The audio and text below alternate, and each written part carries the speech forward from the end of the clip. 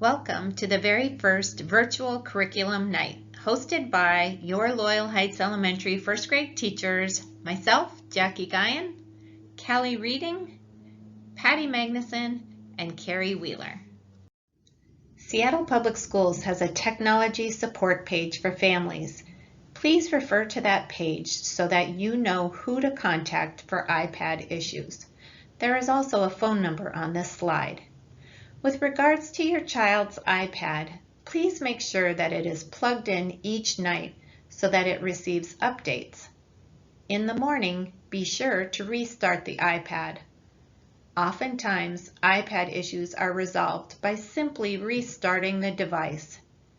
At times, it may require a second restart. Please check out the Loyal Heights website for information. You can find up-to-date information about what's going on at school, and you can also find other information, such as where you need to report your child's absence. This is the Loyal Heights Elementary master schedule. Please note the Wednesday early dismissal time. Also, look at the PCP schedule. It rotates from synchronous live lessons one week to asynchronous lessons provided with links in Seesaw the next week.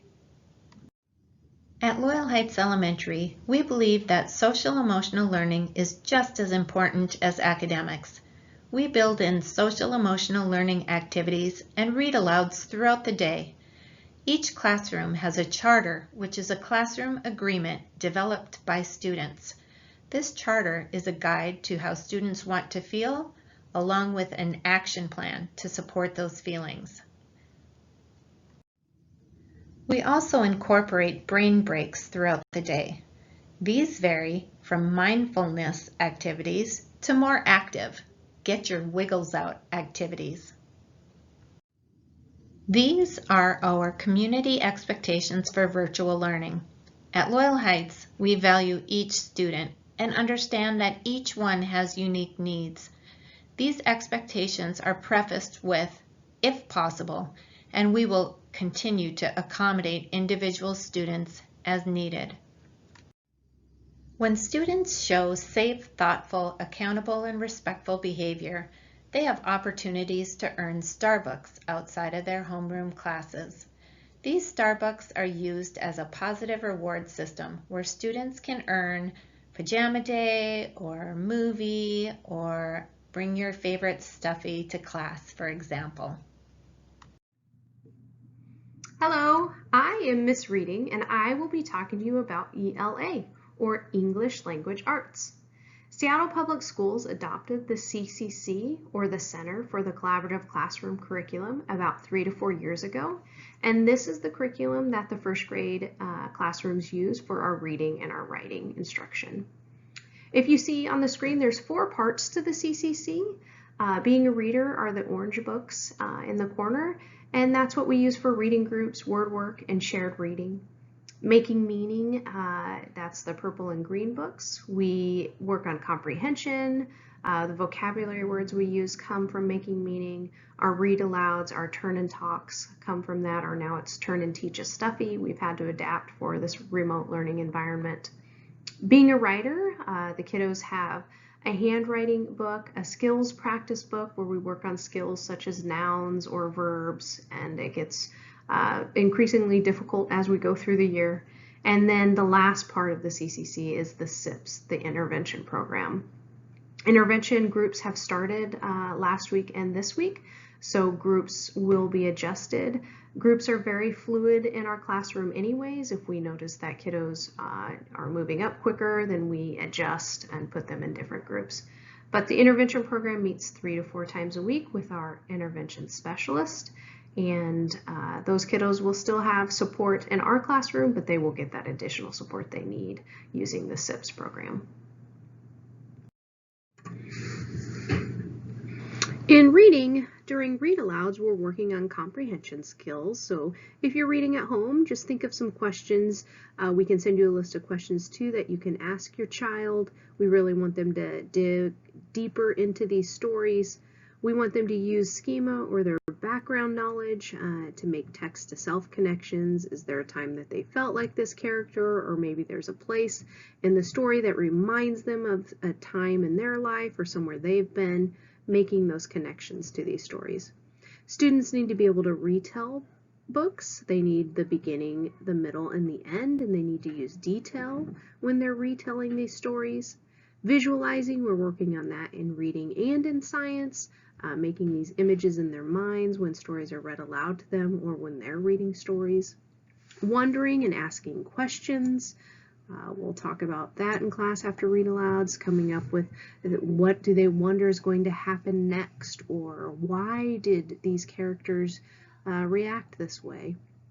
Using text features. And then in shared reading, we're also learning to read with fluency. You'll hear us say that a lot. Fluency needs to sound like we're speaking to each other. You need to work on your expression, look ahead at the punctuation, and look at exclamation points and question marks, and also sight words. Vocabulary also, hopefully you've heard the kiddos use some of the vocabulary words at home. They can be using them in sentences. We're having them write them in sentences now, but the vocabulary comes from the stories we read aloud in class.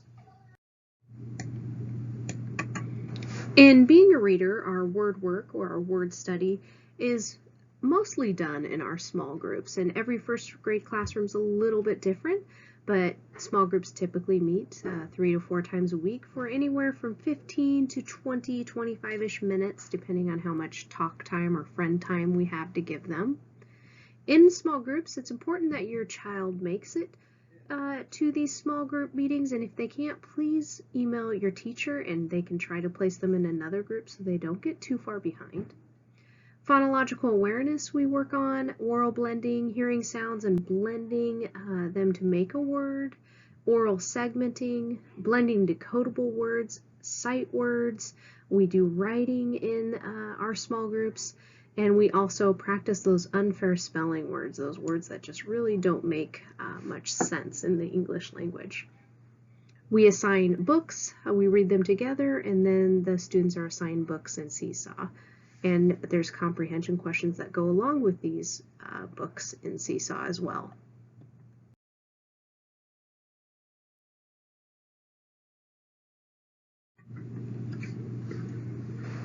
Being a reader, reading groups were formed using assessments from the CCC curriculum. The first grade classrooms did assessments in math and reading about a month ago, and these assessments for the reading were from the CCC. They started with alphabet identification, alphabet sounds, sight words, and then decodable words. So these groups were placed based on how students did in these assessments, and the groups are fluid. So if your child is doing well and moving up, then we will probably place them into a different group if needed. That being said, we do know that changing schedules a lot is difficult with families, so we try not to do that too often. In small groups, we read and we do word work together. Students are assigned books in Seesaw that we read, and we want them to read them more than once. We want them to be fluent and feel successful as a reader, so please have your child read those books more than once when they're assigned in Seesaw.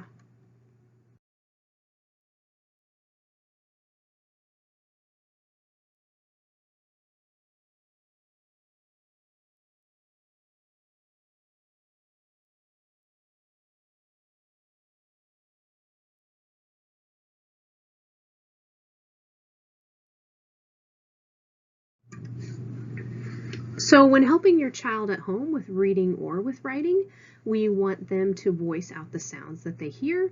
So as you see in bed, b-ed, we want them to sound that out, and then we do a continuous blend where they draw out the sounds without leaving pauses between them. We do this in our small groups together. That helps them with reading, and we also want them to do it when they're spelling. We don't want the adults to spell the words for them. We want them to do their best guess spelling. That helps us know what sounds they're hearing, and we understand in first grade they don't need to spell everything correctly.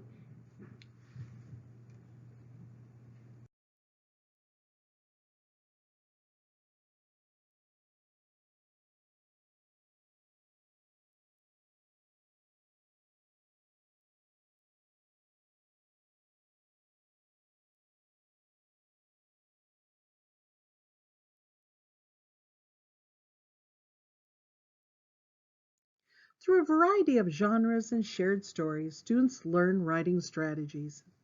Emphasis is on allowing students to phonetically spell their words with best guess strategies, word walls, or word banks to help them become independent writers. In first grade, we are working in the Math and Focus curricula. This program teaches content through a problem-solving perspective. There's a strong emphasis placed on concrete to pictorial to the abstract in order to solve and master problems. So, problem solving is embedded throughout the program. Presently, our focus is on numbers and operations and strategies therein. This fall, we have been working on counting, addition and subtraction, strategies to 10, chapters 1 through 4. We will continue this push with chapter 7, numbers to 20, and 8, addition and subtraction to 20, followed by chapters 13 and 14, covering numbers to 40, including addition and subtraction well into the winter. In regards to math enrichment, we will be going deeper into curricula content as we differentiate our small math groups. Enrichment packets will be available to families who want them.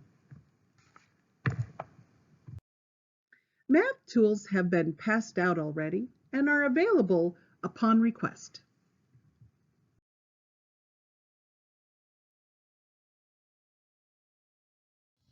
Hi, I'm Mrs. Wheeler.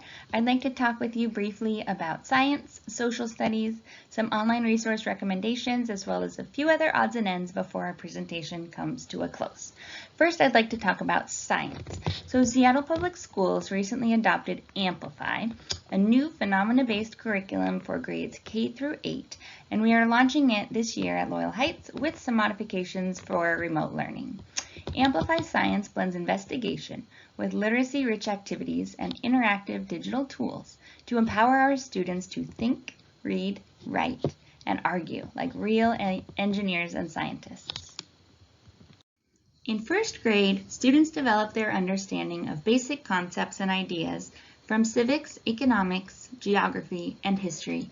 The context for social studies learning in first grade is the family and the ways they choose to live and work together. There are several great online resources accessible to your child through the student portal. In particular, we'd like to recommend PebbleGo and Tumblebooks. PebbleGo is specifically designed for primary students and packed with informational articles, ready-made activities, and literacy supports for students of all abilities. The Tumblebook library takes existing picture books and adds animation, sound, music, and narration to produce an electronic picture book. Students can choose to read the stories on their own or have them read to them. Whether you're a teacher or a parent or both, it can be challenging to wade through the incredible wealth of online learning apps and websites and other resources that are available to us right now. So we would like to draw attention to the following 4. Learning A to Z, or RAZ Kids, is an award-winning resource that provides a library of differentiated books so students can practice reading at home or on the go. Zern is a top-rated math curriculum that unites hands-on instruction and immersive digital learning. Additionally, both Starfall and Math Playground emphasize exploration, play, and positive reinforcement while encouraging children to become confident and intrinsically motivated. From time to time, we will offer supply and material pickups at LHE. If you are unable to make the pickup, please reach out to your teacher to make alternative arrangements. Every Monday and Friday, you can swing by the school to borrow classroom reading books. We put book bins out in the front from 8 a.m. till 3:30 in the afternoon. Students also have the opportunity to check out books from our school library. Please review the Seesaw activity for specifics on how to select a book and put it on hold for pickup. Seesaw allows us to work together to provide students with meaningful learning experiences at home. It is a way for us to capture your child's learning and communicate about progress and needs. Hopefully, both you and your child are starting to get the hang of the new routines. Family connection time is available daily from 2:30 to 3 after school, and parent-teacher conferences are quickly approaching in November. Please don't hesitate to reach out to your teacher via email or Seesaw with any questions or concerns. Congratulations! You survived your first and hopefully last virtual curriculum night. We hope this has provided you with the necessary nuts and bolts to continue supporting your child at home. We would all like to extend a huge thank you for your partnership navigating these crazy and uncertain times. Take care!